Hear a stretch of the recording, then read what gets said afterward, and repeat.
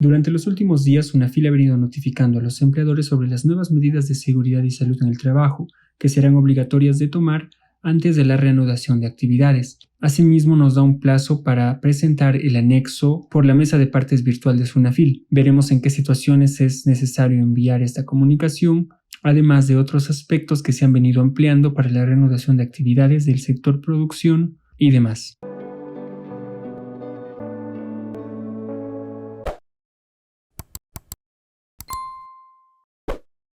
Con las nuevas medidas establecidas por el Ministerio de Salud en las resoluciones ministeriales 239-2020 y su modificatoria 265-2020, se ha establecido que en cumplimiento de estas disposiciones, todas las empresas que reanuden actividades deberán cumplir con normas de seguridad y salud en el trabajo. Es por ello que Sunafil viene circulando por los correos de los empleadores estas notificaciones, asumiendo, entre otras cosas, la actualidad en la que nos encontramos a puertas de reiniciar las actividades y del levantamiento de la emergencia nacional. Por eso que en este contexto, el Ministerio de Salud ha emitido los lineamientos para la vigilancia de la salud de los trabajadores con riesgo de exposición de COVID-19. Es por ello que veremos en referencia cómo se debe tomar en aspectos generales las medidas de salud y seguridad en el trabajo para armar nuestro plan de vigilancia de prevención y control de COVID-19, por lo menos de una manera básica. Asimismo, cómo debemos coordinar con el supervisor o el comité de seguridad y salud en el trabajo, pues tendrá que ser aprobado por este o los que conformen el comité. Asimismo, nos notifica que tenemos 7 lineamientos básicos de aplicación obligatoria. Es así que esta carta circular número 11/2020 exhorta a los empleadores a tomar las medidas de seguridad y salud en el trabajo. Asimismo, Sunafil nos recomienda que debemos activar la casilla electrónica de Sunafil. Pues será un canal de recepción de información en materia laboral y de seguridad y salud en el trabajo, así como de otras comunicaciones que establecerá necesarios notificar a la Superintendencia Nacional de Fiscalización Laboral.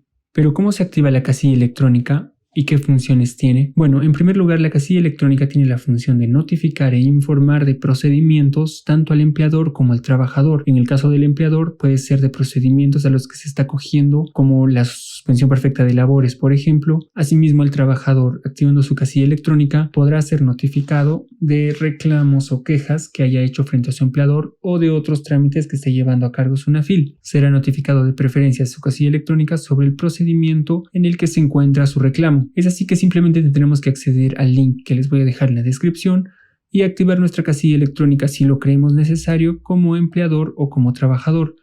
En el caso de ser empleador, nos va a abrir una ventana donde nosotros podemos ingresar nuestro número de RUC y pasar con el código CAPTCHA de No Soy un Robot. Ingresaremos a la plataforma de Sunafil. Este aplicativo web nos dirigirá a la página inicial, donde nos informará que aún no contamos con contactos registrados y tenemos que actualizar nuestra información para el envío de alertas.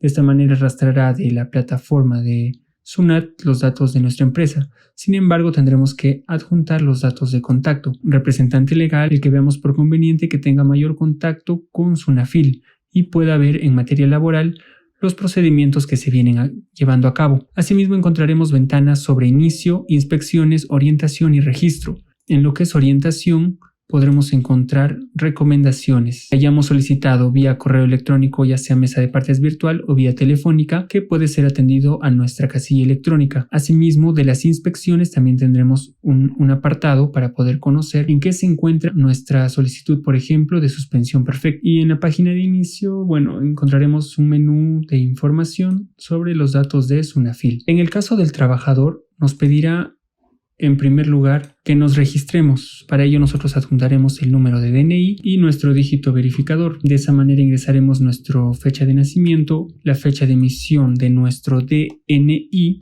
y el nombre de nuestra madre, con objeto de autenticar nuestra identidad para poder acceder al sistema.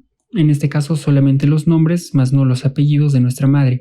Al poner en la opción buscar, veremos que ha arrastrado ya automáticamente nuestros datos personales, así que solamente procederemos a ingresar nuestro correo electrónico y nuestro número de teléfono para que Sunafil pueda ponerse en contacto con nosotros, y pondremos una contraseña de por lo menos 6 caracteres entre números y letras. Asimismo, nos recuerda que nosotros tendremos que usar nuestro número de documento como usuario y declararemos que la información es correcta. Al momento de aceptar la información, nos informará que nuestra cuenta fue creada satisfactoriamente y desde ese momento podremos entrar nosotros a nuestra casilla electrónica. Posteriormente revisaremos el documento que nos ha anexado en Word sobre los aspectos imprescindibles a tener en cuenta durante la reanudación de actividades económicas, dentro del marco de la Declaratoria de Emergencia Sanitaria Nacional por el COVID-19 en nuestro país. En primer lugar, nos pedirá inscribir la razón social y el número de RUC. Podremos hacerlo manualmente ya que este documento está en Word. Podremos especificar en el correo que nosotros nos encontramos acogidos a la suspensión perfecta, pero que regularizaremos esta notificación previo al reinicio de la reanudación de nuestras actividades. En segundo lugar, nos consultará si hemos elaborado un plan de vigilancia, prevención y control de COVID-19 en el trabajo, de acuerdo a los lineamientos establecidos en la disposición. Recordemos que en la resolución ministerial número 239/2020 nos establece el formato del plan para la vigilancia, prevención y control de COVID-19 en el trabajo, ubicado en el anexo 4. Así que tendremos que cumplir y verificar todos estos procedimientos y medidas que estamos tomando e inscribirlos en nuestro plan para la vigilancia, prevención y control de COVID-19 en el trabajo. Recuerden que esto es aplicable por más que tengamos un solo trabajador. Habiendo elaborado nuestro plan de vigilancia, prevención y control, verificaremos las siguientes preguntas. En la segunda parte nos indica que el plan debe incluir actividades, acciones o intervenciones que aseguren el cumplimiento de los lineamientos básicos basados en criterios epidemiológicos de aplicación obligatoria. En primer lugar, nos consultará si ha establecido la limpieza y desinfección de los centros de trabajo. Para ello nos dirigiremos a la resolución ministerial 239. Para verificar qué medidas nosotros debemos tomar, veremos que en el primer lineamiento nos establece que como medida contra el COVID-19 se tiene que desinfectar y limpiar todos los ambientes del centro de trabajo para asegurar las superficies libres de COVID-19, por lo cual este proceso debe aplicarse a ambientes, mobiliario, herramientas, equipos útiles de escritorio, vehículos, con la metodología y los procedimientos adecuados. Además, se debe verificar el cumplimiento de este lineamiento previo al inicio de las labores diarias. Asimismo, se establecerá la frecuencia con la que se realizará la limpieza y desinfección, esto de acuerdo al nivel de actividad que nosotros tengamos o a nuestro sector de actividad. No es lo mismo, por ejemplo, un restaurante que pueda requerir este procedimiento de manera diaria o cada 2 o 3 días, a una oficina administrativa que pueda hacerlo cada 6 o 7 días. Esto tendrá que evaluarlo la persona que elabore el plan de vigilancia o en su defecto el empleador. Además, se tienen que asegurar las medidas de protección y capacitación necesarias para el personal que realiza la limpieza de los ambientes de trabajo, así como las sustancias a emplear en la desinfección. Si hemos tomado esas medidas, entonces marcaremos en la pregunta número 2A que sí hemos tomado esas medidas. En segundo lugar, se ha tenido que evaluar la condición de salud del trabajador previo al regreso o reincorporación al centro de trabajo. Recordemos que en primer lugar nosotros contamos con grupos de riesgo que se han actualizado en la resolución ministerial 265/2020. Se han establecido que aquellos grupos de riesgo sean determinados las personas mayores de 60 años o quienes cuenten con hipertensión arterial, diabetes mellitus, enfermedades cardiovasculares, asma, enfermedad pulmonar crónica, insuficiencia renal crónica, cáncer, obesidad u otros estados de inmunosupresión. Cualquiera de esos estados pone a nuestro trabajador en los grupos de riesgo y se determinará de manera diferente su reincorporación al trabajo. Dentro de las personas que no están en el grupo de riesgo, tendremos que establecer la evaluación de la condición de salud del trabajador previo al regreso. En el caso de las personas incluso con riesgo alto, se ha establecido una declaración jurada para que ellos puedan reincorporarse a sus labores, pero estableciendo que es una responsabilidad compartida entre el trabajador y el empleador sobre la salud de este colaborador. Sin embargo, si es que los trabajadores que no se encuentran en grupos de riesgo, tendremos que evaluar la condición de salud de cada trabajador previo al regreso. De esta manera, el lineamiento 2 nos establece que se tendrá que aplicar a cada trabajador la ficha de sintomatología de COVID-19. Esta ficha se encuentra anexa en la resolución ministerial 239/2020. En ella hay preguntas y consultas para el trabajador, como su estado de salud o los síntomas que pueda haber presentado durante su aislamiento social obligatorio. Será necesario a cada trabajador llenar este anexo previo a la reincorporación a sus labores. Asimismo, este lineamiento nos establece que tendremos que tomar un control de temperatura corporal al momento de ingreso al centro de trabajo de manera diaria. Recordemos que si la temperatura es igual o superior a 38 grados, tendremos que considerar a este trabajador como posible portador de COVID-19. Tendremos que aplicar pruebas serológicas o moleculares a los trabajadores que regresan o se reincorporan a puestos de trabajo con muy alto riesgo y mediano riesgo, las mismas que estarán a cargo del empleador. Y la periodicidad de la aplicación de las pruebas para COVID-19 es establecida en el Plan para la Vigilancia, Prevención y Control de COVID-19 por el profesional de salud correspondiente. Recordemos que todas estas medidas tienen que ser tomadas por los profesionales de salud o responsables de seguridad y salud de los trabajadores. Recordemos que el supervisor de seguridad y salud de los trabajadores es aquel que hemos establecido con anterioridad y forma parte del equipo de trabajadores de la empresa. Adicionalmente a este supervisor tendremos que establecer un responsable de seguridad y salud de los trabajadores, quien será un profesional de salud del servicio de seguridad y salud por tamaño de empresa. En primer lugar, los centros de trabajo de tipo 1, aquellos que no están incluidos en el Decreto Supremo 0398 SA, aquellos que no realizan trabajos de riesgo y que tengan hasta 20 trabajadores, tendrán que ser supervisados por el empleador, siempre y cuando él cree encontrarse en la capacidad para realizar estas evaluaciones. Caso contrario, tendrá que solicitar la consultoría a un profesional con especialidad en salud ocupacional o centro de prevención de riesgos del trabajo de e-salud. Para los centros de trabajo que sí sean trabajos de riesgo y tengan hasta 20 trabajadores, pues necesitarán no solamente la supervisión del empleador, sino de una enfermera en salud ocupacional o afines, y que su jornada laboral tenga una duración máxima de 36 horas semanales. En los centros de trabajo tipo 3, los que tienen de 21 a 100 trabajadores, también necesitarán la supervisión y la responsabilidad de seguridad de salud del empleador y de una enfermera que cumpla con las mismas horas semanales establecidas. En los centros de trabajo tipo 4, que tienen de 101 a 500 trabajadores, necesitarán no solamente del empleador y de la enfermera establecida, sino que también un médico ocupacional en el centro de trabajo que cuente por lo menos con un diplomado universitario en salud ocupacional.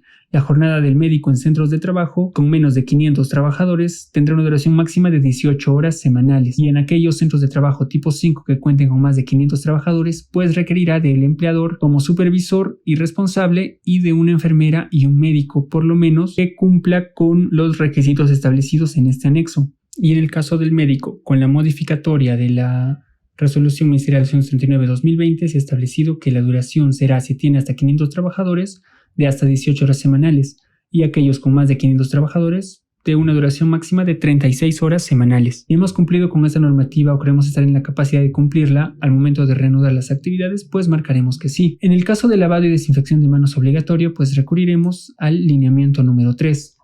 El lineamiento número 3 nos establece que en la entrada del centro de trabajo tendremos que establecer un punto de lavado de manos que cuente con por lo menos un lavadero, caño con conexión a agua potable, jabón líquido, jabón desinfectante y papel toalla, o en su defecto alcohol con gel, para el uso libre de lavado y desinfección de los trabajadores. Podremos establecer otros puntos, pero el primordial es el que tiene que estar en la entrada del centro de trabajo. Asimismo, tendremos que establecer sobre estos grifos la ejecución adecuada del método de lavado correcto o uso del alcohol en gel para la higiene de manos. Este formulario podemos encontrarlo en la página de Facebook o en la misma página del Ministerio de Salud. De haber cumplido con ese inciso, marcaremos que sí. Posteriormente nos preguntará si sensibilizamos la prevención del contagio en el centro de trabajo. En este caso tendremos que establecer que hemos expuesto información sobre coronavirus y medios de protección laboral en las actividades de capacitación. Hemos expuesto la importancia del lavado de manos, sobre el toser, estornudar, cubriéndose la boca con la flexura del codo y no tocarse el rostro. Además, que el uso de mascarillas se ha establecido como obligatorio durante la jornada laboral, mediante el anexo número 3 establecido, por ejemplo, en los lugares con riesgo mediano o riesgo bajo de exposición, solamente será necesario el uso de mascarilla quirúrgica. Sin embargo, para riesgos altos y muy altos de exposición, entre otras cosas, deberán usar un respirador N95 quirúrgico. Ello lo pueden revisar en la Resolución Ministerial 239/2020. Asimismo, deberemos sensibilizar sobre la importancia del reporte temprano de la presencia de sintomatología COVID-19, así como facilitar medios para responder inquietudes de los trabajadores respecto al COVID-19 y permanente educación sobre las medidas preventivas. De haber cumplido con todas estas normativas, pues marcaremos en el documento sobre la sensibilización que sí se ha hecho la sensibilización. Posteriormente nos preguntará si hemos tomado medidas preventivas de aplicación colectiva, pues para ello nos dirigiremos al lineamiento número 5, que los ambientes estén adecuadamente ventilados, sobre la renovación cíclica del volumen de aire, distanciamiento social, el uso de protectores respiratorios, las reuniones de trabajo y capacitaciones deben ser virtuales de preferencia, entre otras medidas que nos establece el lineamiento número 5. Si hemos cumplido con todos ellos, pues marcaremos la opción que sí. Posteriormente nos consultará si hemos tomado medidas de protección personal. Estas medidas de protección personal establecidas van a hacer que el empleador asegure la disponibilidad de equipos de protección personal y ha implementado las medidas para su uso correcto y obligatorio, en coordinación con el profesional de salud y del Servicio de Seguridad y Salud en el Trabajo. De estar abastecidos de esta manera con mascarillas u otros que sean necesarios para la protección personal, pues marcaremos que sí. Vigilancia de la salud del trabajador en el contexto del COVID-19.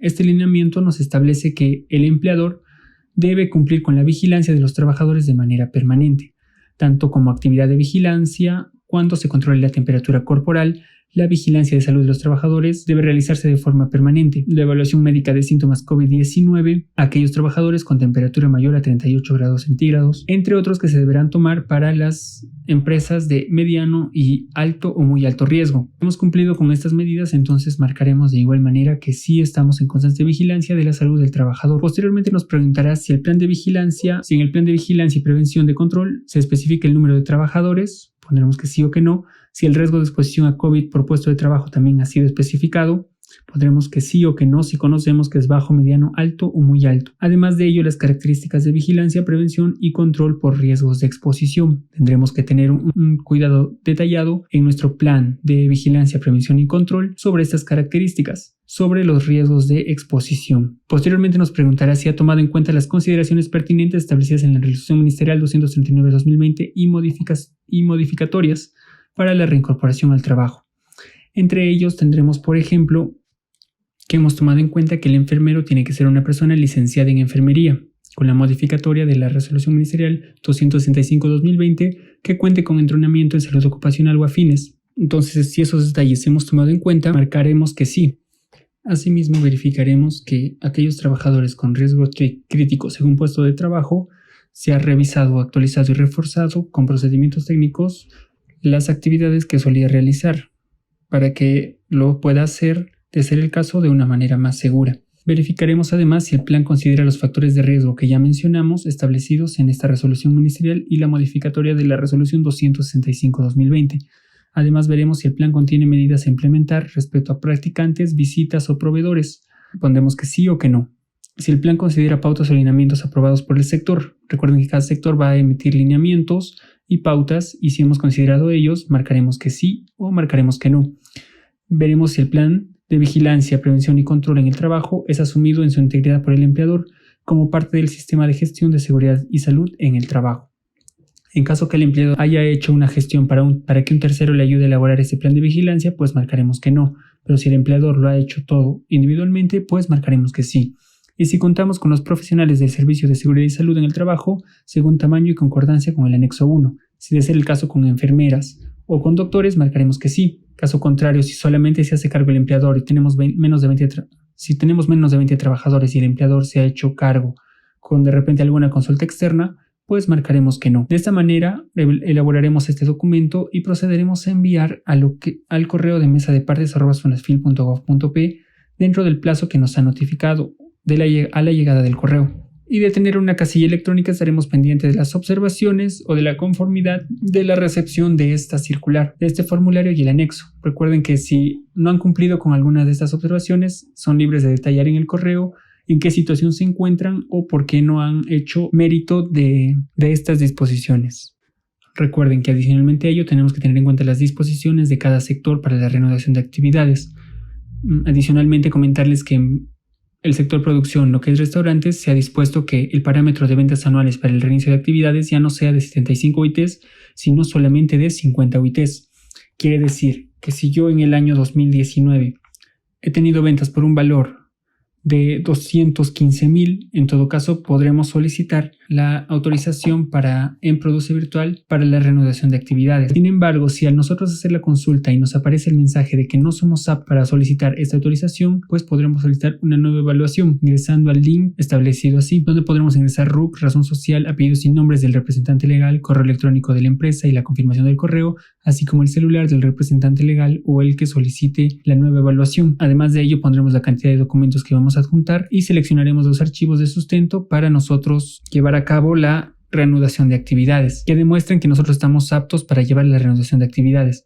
Puede ser esto la declaración anual del año 2019, también puede ser la ficha RUC donde se establece el rubro al que nosotros dirigimos nuestras actividades. Adjuntaremos cualquier documento que sustente eso y pondremos en enviar formulario.